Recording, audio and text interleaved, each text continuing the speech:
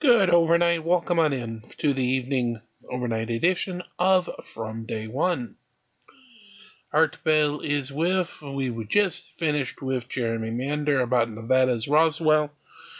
And Art was just finishing a call about EVPs, electronic voices in the dark. So we returned to that call back on September 23rd, 2013 to conclude this episode of Dark Matter as we rock through Dominion. You just start a recording going in a place that you think might be haunted. See what you get. Dark Matter, you're on the air. Hi. Yeah, hey Art, how you doing? Okay, sir. I got a quick story. I was in California, and I was basically babysitting my mom's apartment. She had taken a week vacation to Las Vegas. Right. And I was laying on the couch watching TV, and she had a big mirror on a mantle above the fireplace. And I had the sliding glass door shut, there was no wind, and the mirror flew off about 3 or 4 feet, and it shattered with the mirror facing up.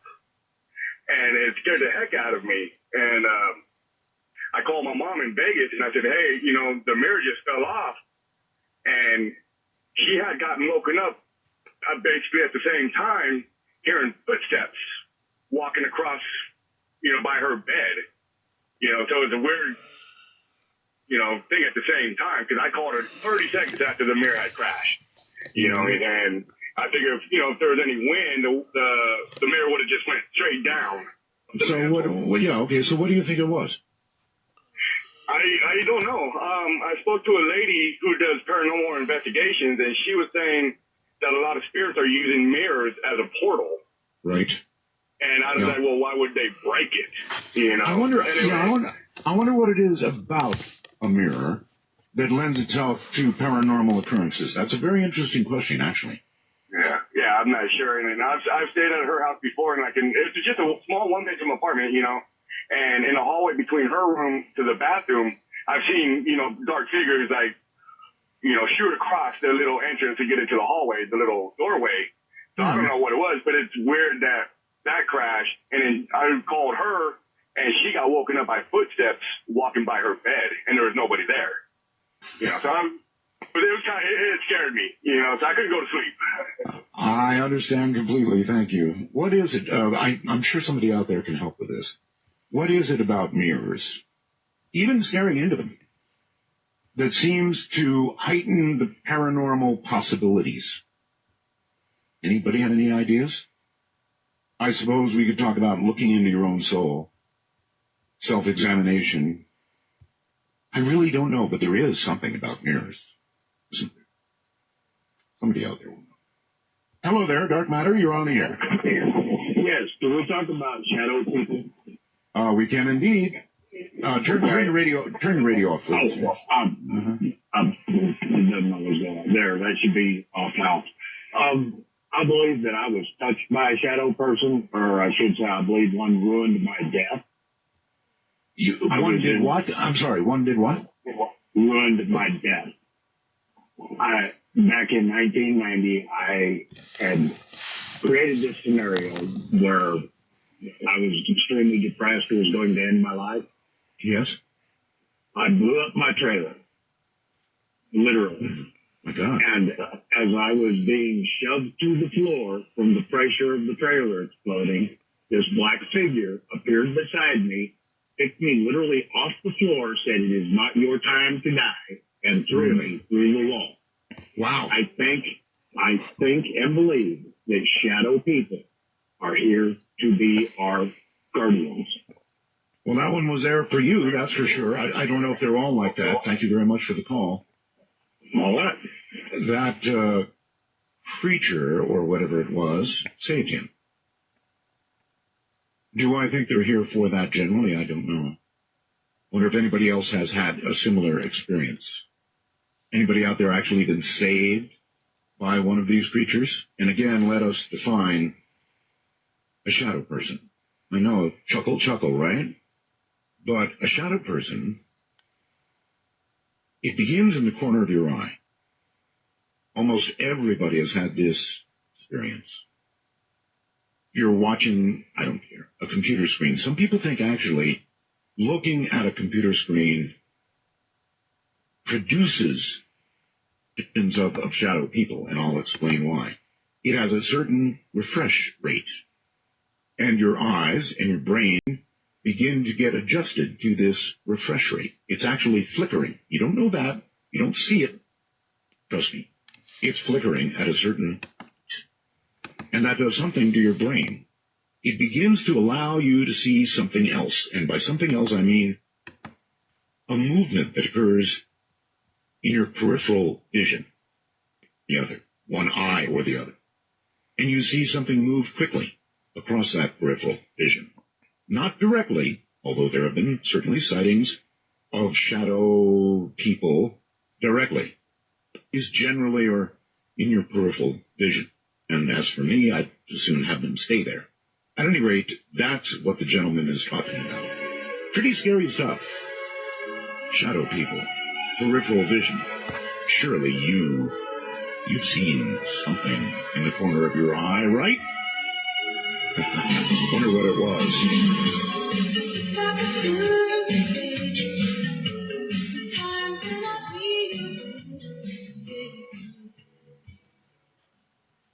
All right, we're in open lines. Anything you want to talk about is fair game, and I mean anything. You've already had a little sampling. These things will go anywhere. You just never know. Anyway, you've got the number. I've got the pointer. And hello there. Dark Matter says you're on the air. Hey, is this Martel? It is. Hey, Roswell. Thank you. All right. My name is Brian D. And I just need some closure on something. Okay. All right. Now, when I was young, maybe about like 8 years old, I had a little thing that went on with me as a child, as far as like the house. I don't know that I was living in or what was going on, but a lot of like strange things used to happen to me, and my mom used to like eat me and stuff like that because she didn't know like this. Strange things like what? All right. Well, she used to say I used to sleepwalk, but when I was a child, I used to like get up, things had me pulling me out my bed, had me walking around touching four corners of my bed. I couldn't stop. They used to like open my doors. I'm walking through my house in the middle of the night, like a force had me going down the steps all the way through the living room, the dining room, down to the dark, the basement. I'm seeing white things flying around me and all this stuff. In the back of the basement, it's like a red light. We never had a red light in the back of the basement. It was always a green light. And it was a furnace be back there, and the furnace would like breathe. And it was like a force that had me coming to it's like I snap out of it, and I start running up the steps, and it's like something was like grabbing me and pulling me back down the steps. And somehow, some way, I used to run upstairs and make it back into my room. And I used to always to my mom this stuff, and my mother would never believe me, but she knew something was going on with me, and she didn't like the fact that I used to tell my aunts and my uncles and them that, and they used to joke at me and laugh and say I was crazy and stuff. So one day we had an incident where my little cousin and his mother came over our house, and me and my cousin in the hallway playing with this orange basketball, and he passed the ball to me. The ball bounced off me, went down the first flight of steps, then went down the other flight of steps. Now, we argued about who's going to go down there and get the ball, and I already knew that strange things was going on in the house. So we both went down the first flight of steps. We turned around, and there's like this guy, I call him Mr. Hyde, like the Dr. Jekyll Mr. Hyde. Yes. Mr. Hyde. And he was dressed up in all black and white suit with his with the black hat, with the little white band going around, and he was holding the basketball in his hand, and he had his other hand, which was like, and it was like telling me to come here. And you were how old then? This was when I was like 8 or 9 years old. And a force was making me come down and start making me go down the steps, and I couldn't stop myself. And I'm turning back, looking at my cousin, and he's sitting there just looking at it. And I'm going down the steps. I got so close to the thing. His eyes was very white, was fairly black. I could see my own reflection on the guy. I remember this stuff always vividly to this very moment because nobody helped me with like what's going on. And anyway, And And I'm afraid listen, there's no way I'm going to be able to give you closure in a situation like that. I'm sorry that happened to you, but in terms of my giving you closure, not going to happen. That sounds like the sort of thing that you would run by, a hypnotist who would regress you and try and find out what actually happened. I had a sister who sleepwalked, and it was really scary and really eerie and kind of dangerous. Wonder how many of the rest of you have had family members who sleepwalk. It's eerie. It really, really is eerie to see somebody sort of, because they're in, a trance-like state. And you don't know what to do, to wake them up, to not wake them up.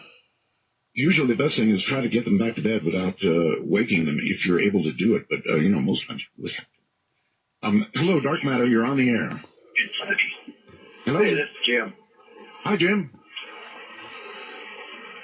Hey, I've got a story about glowing feet. Glowing feet. Sure. Sure, whenever I was about 2001, trying to call Art forever since then. But anyway, my wife and my kids kept telling me they was seeing something go back and forth across the hallway in the back of our double wide there from one room to the other. I always thought they was nuts, because I never saw anything. But I would sit in the living room chair one day by myself in my chihuahua. He jumps out of my lap, runs down the hallway, just barking with his hair raised up. I still don't see anything down there. But I did see a light under the door. But my wife swears to God she called me when I was on the road one night that she saw the glowing feet go from one room to the other. Mm-hmm. So I went back there with my children, and they have covered their mirrors up in all their rooms because they're all so convinced that that's where they were coming from. The mirrors? Yeah, the mirrors. And we no longer live there, and we no longer have any problems like that. But the whole entire time we lived there, my kids were terrified to stay in the two-back bedroom. Wonder what it is about mirrors. All right, well, listen, thank you very, very much for the story. I'm not sure what to make out of it. Glowing feet. And I guess that's all there was. No body.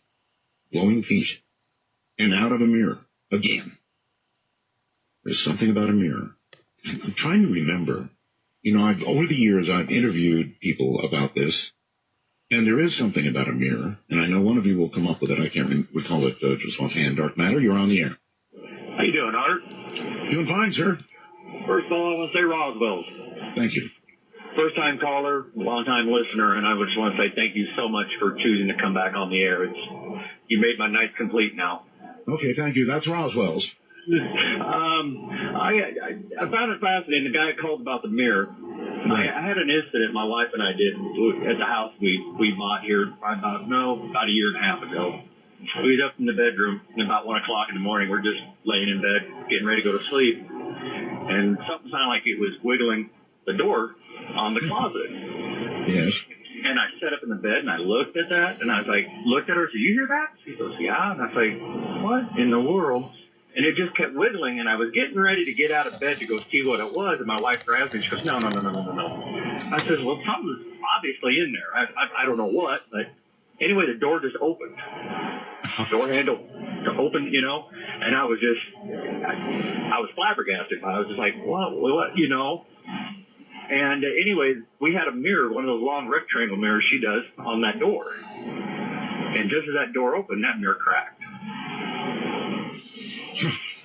And I wonder what it is about mirrors. Do you have any thoughts? There's something that has to do with paranormal and mirrors. I don't know what it is. I don't either. The gal I talked to, a paranormal specialist, she said that, she said basically the same thing. She says, I can't quite describe it, but she says, I believe that they use like some sort of like a portal for it, And my wife and I are, this just happened roughly, I would say 3 weeks ago. And we just kind of been tossing around because she's like, I really like to come over to your house and do some, EVPs and stuff like that, And then my wife's kind of like, I just particularly don't think I want people in my house overnight. But I was like, I think it'd be cool just to find out. I guess it would. I really don't know. Here's the way to think about it. EVPs are creepy. I'm sorry, but there's no other right way to put it. They're creepy. When you hear a voice, a disembodied voice, coming out of a recorder of any sort, it's creepy. If you heard that, well, this was recorded in a graveyard, it's really creepy. If you heard this is recorded here in your house, then it's creepy to the point of, hey, let's think about moving. So I wouldn't really want to hear an EVP from my house. Thank you very much. How about the rest of you? Any thoughts on that? You're on Dark Matter and on the air. Hi. Hello there. Oh, hey, I'm on the air. Hey, yes, you are. Oh, great. My name is Patrick. I'm from Georgia. Yes, Patrick. And I just want your opinion. You're breaking up, Patrick. You're breaking up. Oh, can you hear me? I hear you, but you're every now and then breaking up pretty badly. Oh, I'm sorry. Can you hear me now? I do. Okay, thank you. I've been listening to your show for a long time, and you talk about subjects about things that go bump in the night and all sorts of weird manner of people and things. And I was just wondering if you had heard about these people who dress up in animal costumes and run around the place called furries. Furries? Yeah, they dress up as all sorts of different animals and go to conventions. I don't know if it's paranormal. Well, it's definitely extra normal. Are they Trekkies? No, I kind of. I don't know. They're crazy things. I don't know. But, yeah, I don't know. I was just, let's try this. Are you a furry? Well, I don't know. Come on, let's hear it. Maybe. What do you dress up as? Well, let's see. Sometimes, now we're getting to it. well, sometimes it's a lion. A lion? Yeah. Okay. Mm-hmm. When you dress up as a lion, do you find that people are surprised? Do they get upset? Do they laugh? Well, Do they run? No, well, they laugh. They seem to like it. It seems to be a thing that makes people happy. It's a happy food. It's nothing. It's not like a voodoo mask. It looks like a football team mascot. Uh-huh. Yeah. Okay, well, that's okay if you're on a football field, but, if you're in somebody's living room, it might be very upset. Just run through the wall. Yes, exactly. All right. So there you have it, a furry. How many other furries are out there? The Lord only knows. People who like to slip that fur burden thing over their head. Go and see the neighbors. That's funny. Furries. Hi there, Dark Matter. You're on the air. Hello, how you doing? Hello. Just fine, sir. Where are you? This is Bill. I'm in the high desert in California. Okay. I need to start asking people where they are. Okay. Go ahead. That's where I'm from. Anyhow, I know all about Alien Abductions. I was responsible for all the electronic systems that went from California to Utah, including that radar site that was on top of that mountain looking down into Ruth. You're telling me that you know all about Ely? I know all about the town of Ely, the surrounding area of Ely, Cherry Creek. I've been there. But you know about the crash? No. I don't know about the crash, and I went up there for 25 years, and no one up there could ever tell me about it. I've been to the Railroad Museum. I've gone through it a few dozen times. Have you heard about the I've never crash? found anyone that could tell me about the crash. I'm sorry, but I wanted to let you know there are a lot of miners up there, so if anybody goes there to check things out, be very careful. You're right. This was in July of '52. Yeah, I wasn't there then. Okay. No, I worked for the military, for the Air Force at Edwards Air Force Base, and so for 20 years I had to go up there at least 6 times a year and spend a week or two up there because I had 19 sites, microwave sites, including that radar site from Utah back to Edwards and across Area 51. I had one that looked right down over Area 51. I used to go up there, and after the helicopters let me through, after I finished my work that I had to do, Wait a minute. Why did the helicopters let you through? because I was authorized. I have a site on top of the mountain that looks down over Area 51. Well, okay, then you can probably tell me quite a bit about Area 51, right? I can just tell you kind of what it looks like from sitting on top of the mountainside, looking down at it with binoculars, eating my lunch. Well, almost everybody can do that, right? Binoculars, mountainside. You can't get up on top of the mountain anymore. They've got all those roads blocked off, and a black helicopter comes out to check you out when you drive up there. Yeah, okay. Well, what have you seen? I've seen just things on the ground, normal things, regular things, nothing unusual.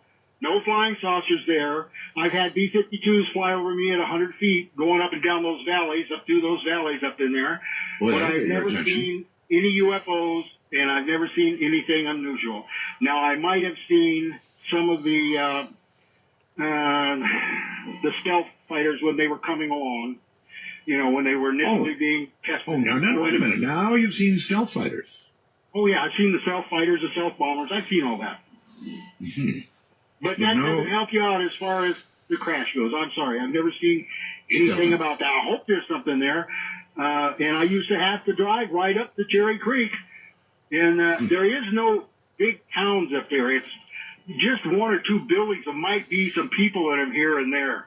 The railroad is still there. That railroad was used to haul the ore from the Ruth mine, which was their largest open copper pit mine, up to McGill, which was the processing plant for processing ore into gold and silver.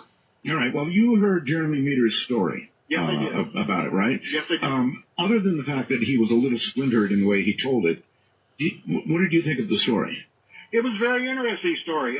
He was a little bit discombobulated, but other than that, if he'd have gotten a little more into it or knew more about the area, I don't know. I knew a lot of the areas he talked about, but then anyhow, I think it's a good possibility, but I'd never heard of it. And I've been Nor had I. Many times, and talked to all the people in town. I knew the people in the newspaper. All right, I'll tell you what. The next time you go up there, ask about this. All right? I will. All right, all right, sorry. Thank you very much. Please do that. In other words, if you really do frequent the area and know people up there, then by all means, just say, hey, listen, I wonder if you know anybody who knows about a UFO crash that was said to have occurred here back in 1952. In other words, don't come at it, kind of like you're an MIB or something. Just, casually saying, what do you know? Dark Matter, you're on the air. Hello. Hello. Thank you. Yes. Minnie Roswell, this is Levi from Tulsa calling in about your question on the mirrors. Yes, sir. And I've always had a lifelong fascination with the occult, and I'm also practice witchcraft. And the reason why we use mirrors is because they are a portal. They allow you to see the reverse and the opposite side. And I take it they allow the opposite side to see you. Yes. The fact is, a couple of more well-known among some circles is like when you're summoning a djinn, you use a mirror as a primary source. Right. And then they can see you, you can see them through that kind of discussion. Same with like scrying, the mirror allows you to see the other side. Scrying, that's it, yes. So, yeah, that's pretty much the main reason why people use mirrors and why the paranormal is attracted to them, is it allows you to see the other side as a portal. What have you seen through mirrors? Me personally, I've seen a few paranormal experiences, mostly friendly ghosts, I hope. I usually keep a lot of my mirrors covered in my house because of that reason. Because because I'm also attuned to the supernatural, so I get senses, I get feelings, I see glimpses, like they're trying to talk to me. My family trades for a while. The only thing I want to see in the mirror is myself, and I'm not wild about that. Yeah, if you're not open to it, or you tell them they're not welcome, usually they don't come to the mirror, you have to reinforce that they only come when you want them to, otherwise... I'm going to try and remember that. Uh-huh. In other words, mirror, mirror on the wall, don't show me anybody else at all. You could do it that way.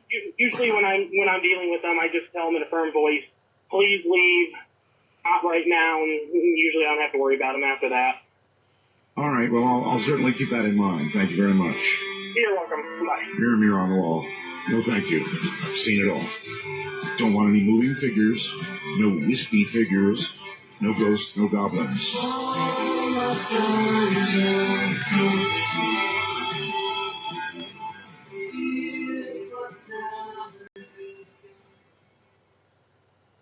I'm not sure what we're talking about right now. Sort of a little bit of everything. It's called Open Lines. It's called Unscreened Open Lines. So anything that you want to talk about is fair game. That's what it's really all about. That goes just me. Hi there, you're on Dark Matter. Hello, Mr. Bell. Great to talk to you, sir. Great to talk to you. Sounds like you're moving right along in a truck. Oh, yes, sir, I am. Yes, sir, down here in Texas. Okay. I wanted to ask you about, back about 15 years ago, you had a recording supposedly from hell. And I just wondered if maybe you could replay that because it really affected me a lot. And I really wanted to hear about that again. You really don't want to hear that, do you? Well, not necessarily, but I remember it had a terrible effect on me, and it seemed like something I heard before, and it was really and it troubled me. I mean, I still remember it from 15 years ago when I was like a kid. Right. Are you really sure you want to hear that? In the dark, in the nighttime, in a truck, in Texas? Well, yes, sir. If there's some kind of explanation to what it is, I mean, if that's All right. You wish, you receive. In the night, just stay there. Don't hang up. Are you still there?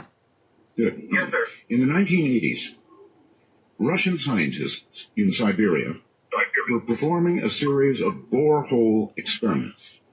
These digs were typically performed for purposes of geotechnical investigation and the location of rare mineral deposits. But in this case, the geologists in Russia simply wanted to see how deep they could go. This is a true incident, or at least a reported incident. It was in the wire service. Their experiment began without incident, but when their drill reached the 9-mile mark, that would be deeper than anyone had ever drilled before, its rotation became erratic. They had apparently drilled into a hollow opening underground. Inside the cavern, temperature sensors read upwards of a few thousand degrees Fahrenheit. It was then they decided to send a microphone down to gather more data.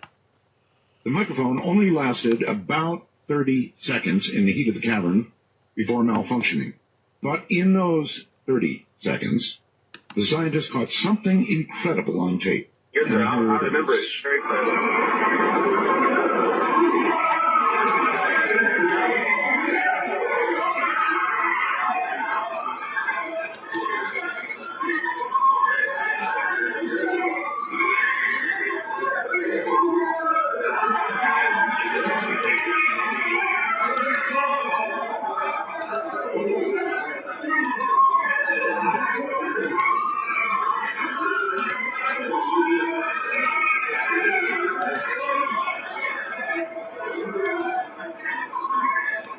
There you go. That's it. You really sure you wanted to hear that, huh? Well, I remember it very clearly, but I'd always wondered if hell was maybe more dimensional than something that was just in the middle of the earth. Listen, I don't know what it is. It's horrible, and It's horrible. it sounds like hell I to had to me. pull over to the side of the road. Yeah, well, I'm glad you've enjoyed it. Well, I don't know if I enjoyed it, but thank you so much, Mr. Bell, and thank you so much for coming back. Quick question. Yes, sir. Figure that's where you're headed? No, sir. You sure about that? Yes, sir. Absolutely. Is it easier to listen to then? Okay, thank you very much for the call. Have a good night. Well, you wanted to hear it. There have been many who say that's baloney. And it's hogwash, and it's made up, and it's this and it's that. But it is what it is. Same recording from years ago. It was a legit wire story. And it may be so much hogwash.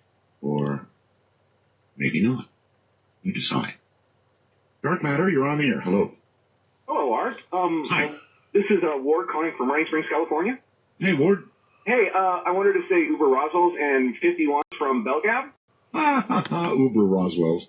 I got Thank you. That's fine. And thank you for saving us from 10 years of snoring on the radio. I wanted to actually tell you that, a lot of us have been living on your old shows in MP3 format.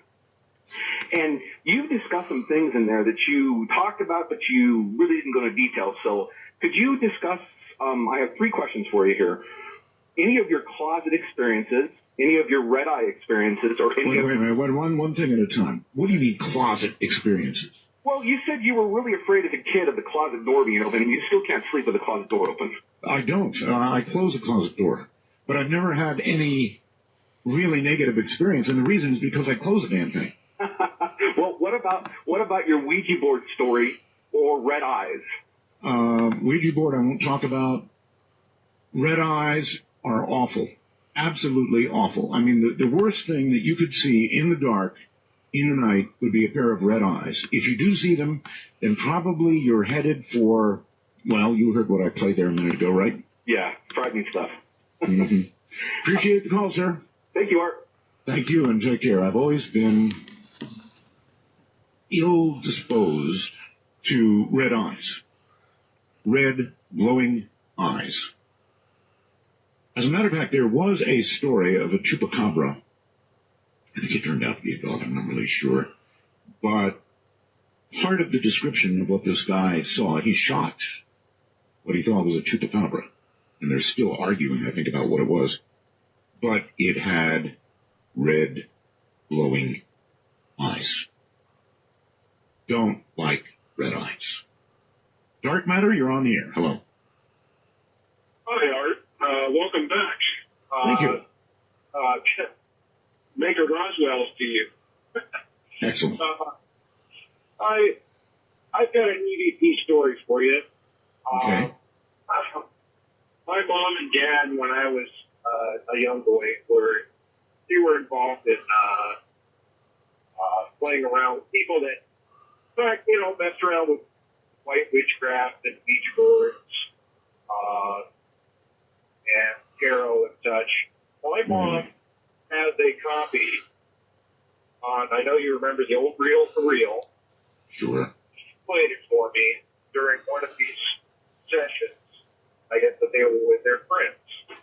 And on the tape, you could hear, the only way I could describe it would be in a whisper, but a loud enough whisper, but not I would say, evil.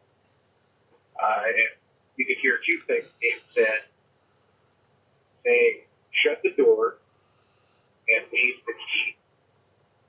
Shut the door and leave, and leave the key? Leave the key. Those were the only 2 things you could hear.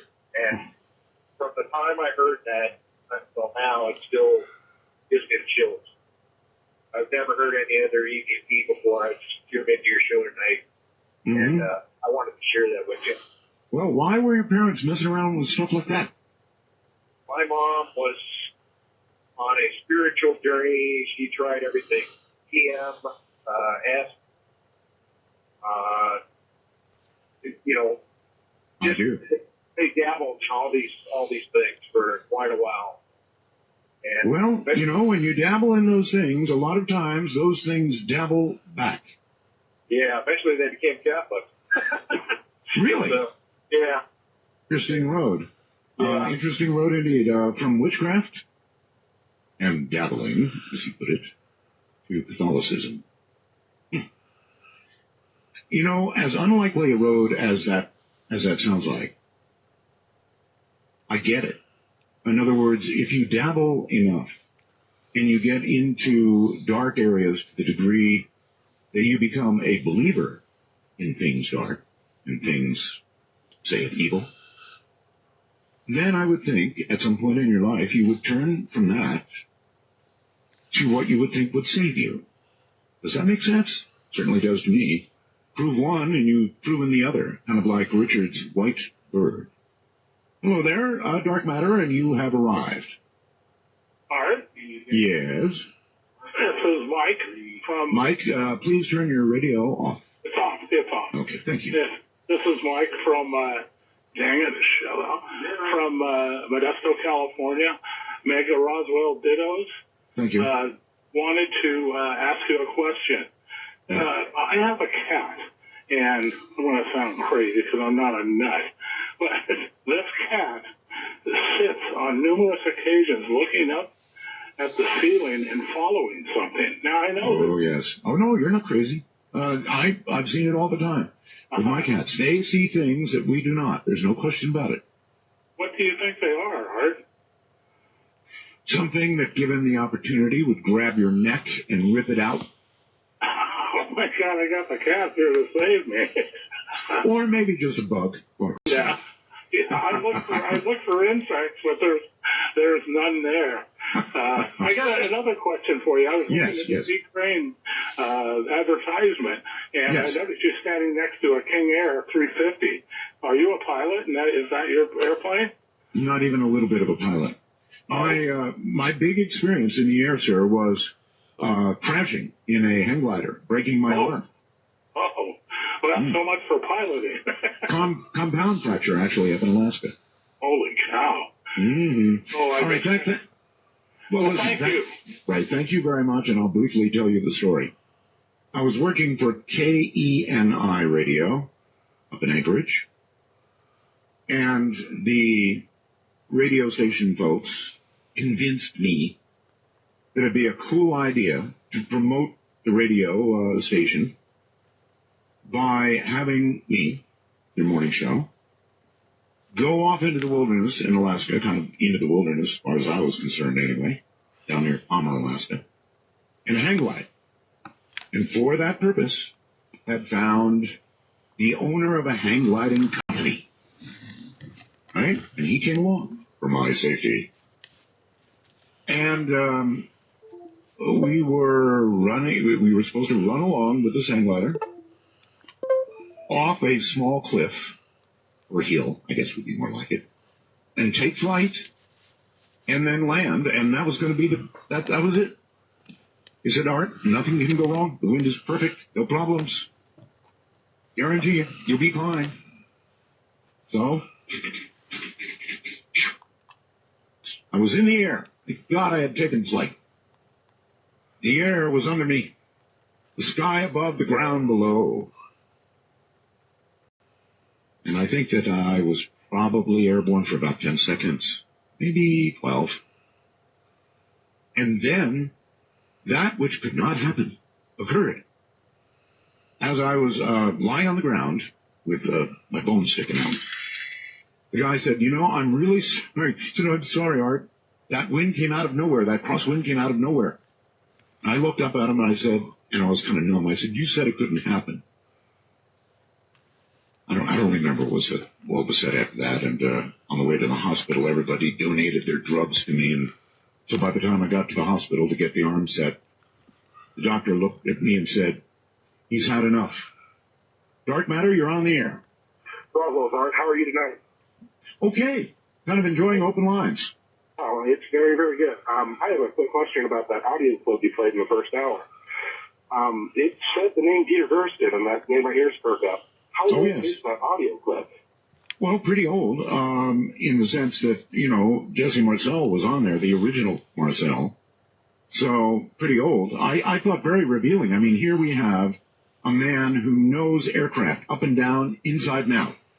And the man said it was not one of our aircraft. This was absolutely out of this world. And what do you say about that? Well, I just don't know. But I heard Peter Gersten's name, and I actually met him a couple of years ago in Sedona. Sure. Peter Allen Gersten. Is this the same Peter Gersten? Absolutely. Okay. Well, I didn't realize he was involved that much with Roswell. When I met with him, he was really stuck on talking about some of Michael Calpo's theories about the holographic universe, and I didn't even really get the chance to visit with him much about some of his research with the Phoenix Lights and with other UFO cases, because he was really devout in trying to spread the message that we're in a big matrix, and that matrix is breaking down. So I just wanted some clarification from that. Thank you very much. Wait. Matrix. Do you believe that there's any chance, sir, that we are all living in a matrix, that we're all, actually science is looking at this right now and getting ready to try and test for it. I mentioned this to yes, Professor we I had heard on. that over the air the last couple of days, and I think that the answers are definitely out there. I went down to Sedona for a Indigo Children gathering here on 11/11 of 2011, and that's when I got to meet Peter. And the whole week that I was down there, I got to see a lot of things around all the different portals and everything else there that would really indicate that something's breaking down. So there's more than meets the eye here. We're definitely crossing over to a different dimension. That's kind of what I feel that the whole 2012 movement was us moving into that new paradigm where we can't see new things like that. So. All right, I really appreciate the call. Thank you. How many of the rest of you think that we are living in some sort of matrix? Yeah, sure, I saw the movie, like everybody else. But science is seriously considering this matter now, that we're in a matrix, that is to say. I've got quite a bit of material on it here, but I don't have to say much more than I've just said.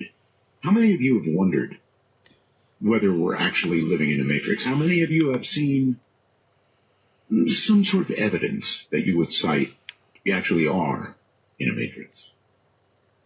In other words, we're all puppets walking around in a pre-planned universe. And that if somebody were to throw the right switch, the pre-planned universe would effectively disappear and we'd be somewhere or somewhen else. Dark Matter, you're on the air. Hello. Yes, sir.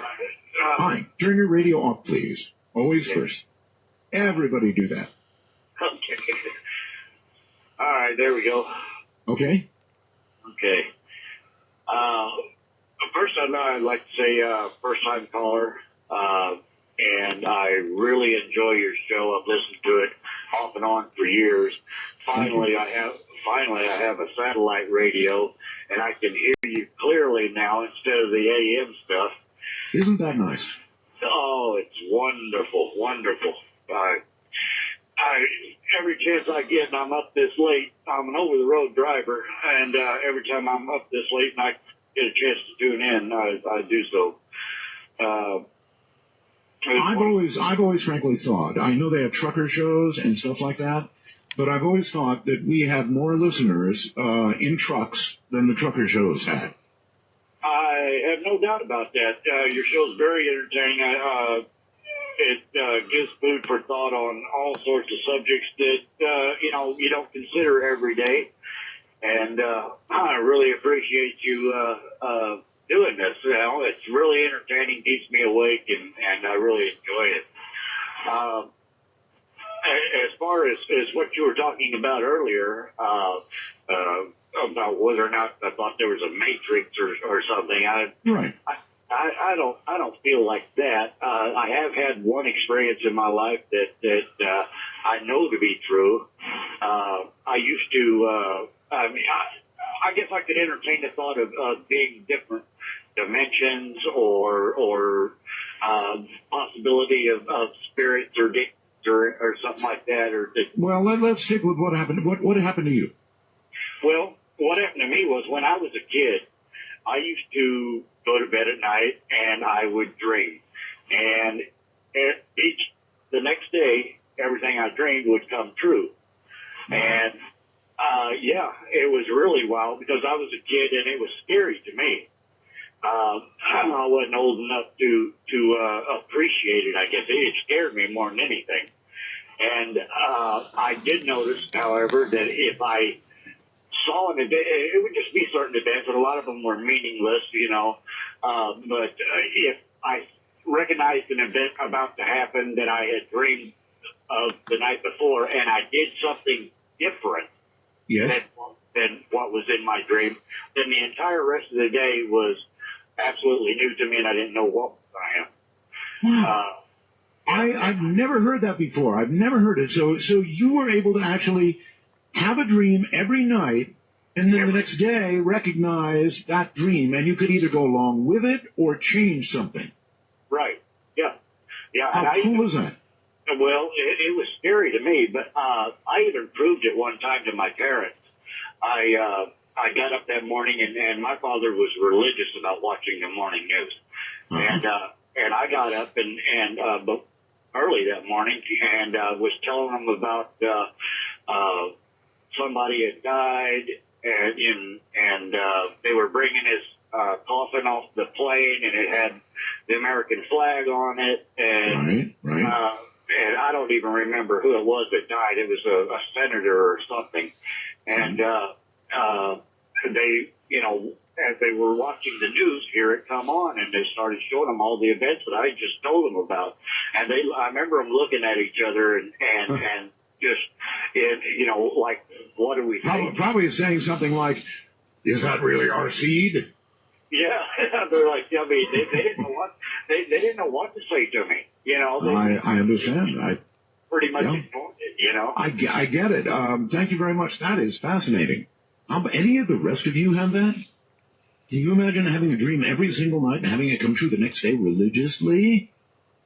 And or, as he pointed out, this was a real trick part of it, I thought, being able to recognize that you're in the middle of that dream and then changing something that then changed the rest of the day. Now, what does that say about time?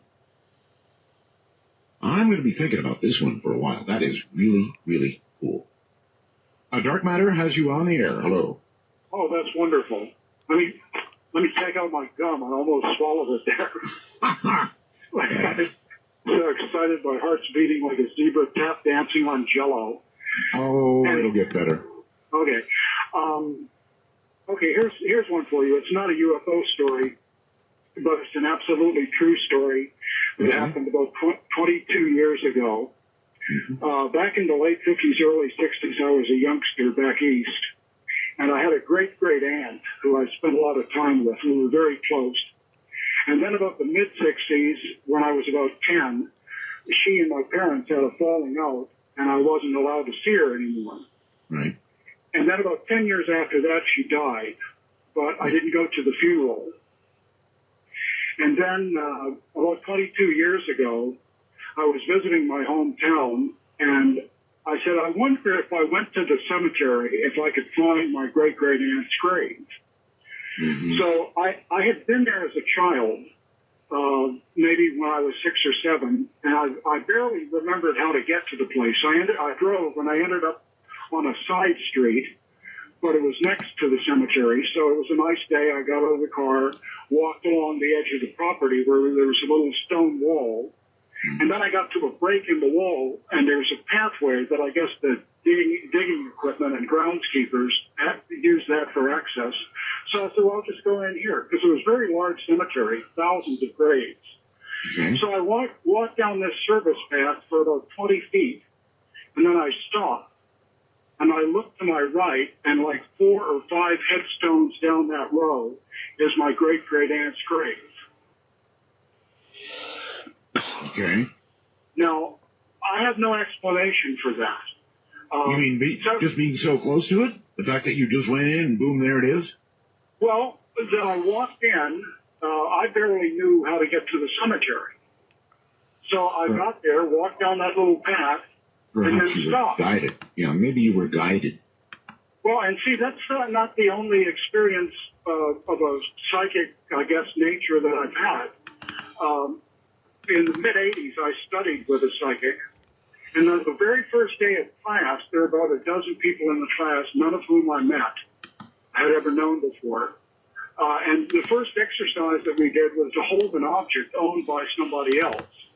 Okay, I held this woman's ring, I guess it was, or a bracelet, and picked up slides or impressions of her home.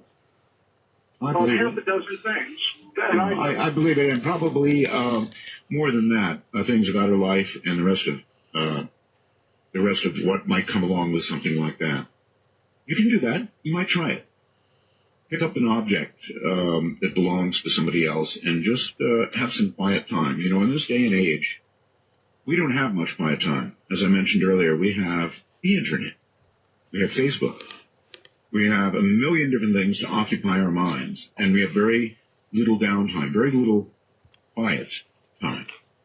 But if you want to try an experiment, you want to have some fun, If this kind of thing for you is fun, then give it a shot. An object of somebody else, that belongs to somebody else. Don't be seen marching away with it, but if you can do it reasonably, hold on to something and see what you get.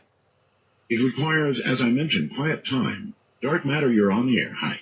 Mega Roswell, Art Bell. Thank you. Hi, this is Mike calling from Central California. I had a quick question. If you're going to do any truth or trash episodes in the future? I might. Sure, why not? All right, I sure missed those. Anyways, I'll keep it short. That was it. Great back on 7. Yeah, I had some other stuff, but I totally forgot. 7-3. Totally blew it out of your mind. 7-3. That's ham radio. Truth or trash. That's kind of fun. And it's very simple. You simply get somebody who's got a story. You know, it wouldn't be as easy for me. Because I'm not, I would have to actually screen the calls to some degree myself.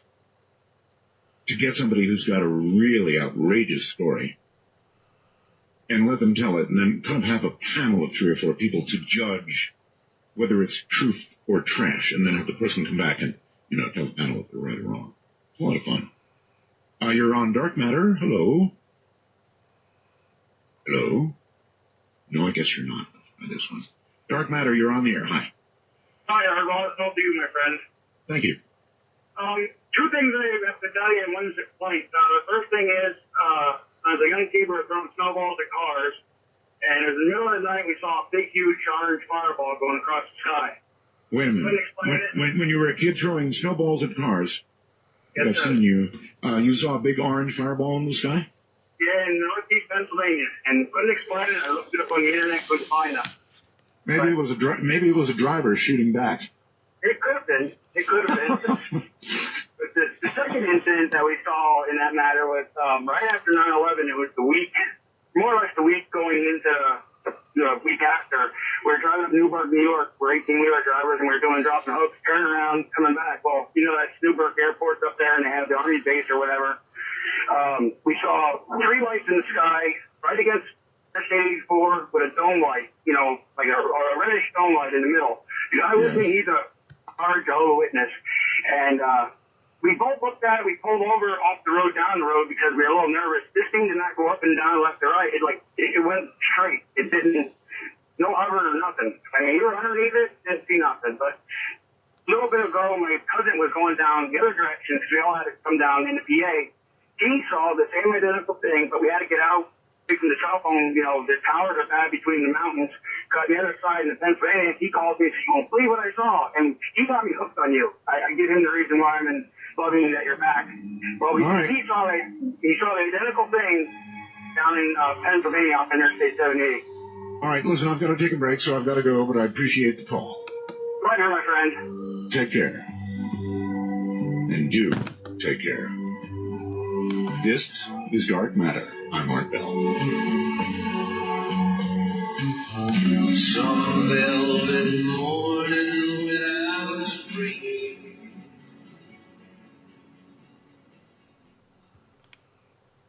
This is really cool. Somebody has wormholed me. That doesn't sound right, does it? Somebody has sent me a message through the wormhole which says, is it because of the entanglement theory that holding objects can tell you things? Really cool thought. Is it because of entanglement? Now remember, what do we know about entanglement? We know it's quantum theory. We know that if 2 objects are made familiar to each other, particles, electrons, which flip and flop, they can then be separated. First, they have to be together. But then they can be separated, well, by as much distance as you would care to put between them. And they will flip and flop in unison, point forward and forevermore. So this person is saying, is it because of that entanglement theory, if you project it, that holding objects can tell you things? Is that fascinating or what? Dark Matter, you're on the air. Hello. Hi. Hi. Art, it's you. Yes. Oh, yes. my heavens. I have been waiting to talk to you for probably 10 years about this story. All right, turn your radio off and let's... I did, sir. I did, sir. I live in Santa Cruz. Okay. And I was visiting a friend of mine in Monterey Bay, down in Capitola, which is near the power plant. I know where it is. Yeah, and it's a beautiful area. And this was one of these really nice homes, and we had dinner, and then I was having a cigarette because I smoked, and I was walking along the pool, and I was looking out over the bay, and all of a sudden I saw this green light come up from under the water. And this object came up, it was glowing green, and it had kelp draped all over it, which was very remarkable because normally you don't hear people mentioning little details like that. And no, I'd be so gone. I would be panicked, and my heart would probably jump out of my chest. I mean, a glowing green object with kelp on it surfaces. What was it? I don't know. It kept surfacing, and then it kept going up into the air, and then it started to move towards the Moss Landing plant. And at that point, the two other people I was having dinner with, they happened to have one of those telescopes, those little spyglasses. I used to live, by the way, in Moss Landing, so you know. Oh, cool. I used to eat strawberries in the strawberry field under the high tension lines coming up out of the plant. Oh, Half-moon bowl. Fantastic strawberries there. But we had a spyglass, and so we started looking at it through the spyglass. Yes. It raised up. It went across the bay over to Moss Landing, because we're in Capitola at that point, so, right. There's a few miles between those. And it hovered in front of the Moss Landing plant for about 30 minutes, and we were looking at it through the spyglass, all three of us. I called the cops. They said, "You're seeing a fishing boat." Like, fishing boats don't float in the air, and they're not green. Covered. No, they're not. And when we looked at it through the spyglass, we actually saw that the green light was actually a combination of elliptoid lights that were green, amber, and green. Mm-hmm. And then the weirdest thing that two of us saw, my husband didn't see it, but the other person we were with saw it, was it looked like there was some kind of a mechanical arm that came across that was going out of whatever it was, a craft, I'm assuming, and taking something from the power plant. Then, for 30 minutes, it sat there doing this, and we finally had to leave because we had to get home, because we live in Santa Cruz. And I kept watching it out the back seat of the car, or out the back window, and it winked out and disappeared. That's what I would have done. I'd have winked out. I'm sorry. We're so out of time. It has been a pleasure. Very interesting Jeremy Meter story early on. Make of that what you will, and fascinating open lines. It's been my pleasure, and we'll see you tomorrow night. Have a great night, everybody. From the high desert, the great American Southwest, Dark Matter says good night. And it's been my pleasure as well, Art. Thank you very much again for a great episode. And we come to a close here on From Day One. Like, share, and subscribe. Get us to the goal of 50,000 views, 1,000 subscribers. Boxy over and Extras sends those nice red boxes over. And, of course, YouTube will put us on the algorithms. CoinBase, Ibotta, and Gain.gg, you know the drill, so I'm not going to spend time there. And until next time, like, share, and subscribe. Be kind to one another and release the Krakens as we continually march on through Dominion here from Day One. Have a great night. Enjoy your night's rest. We'll see you tomorrow.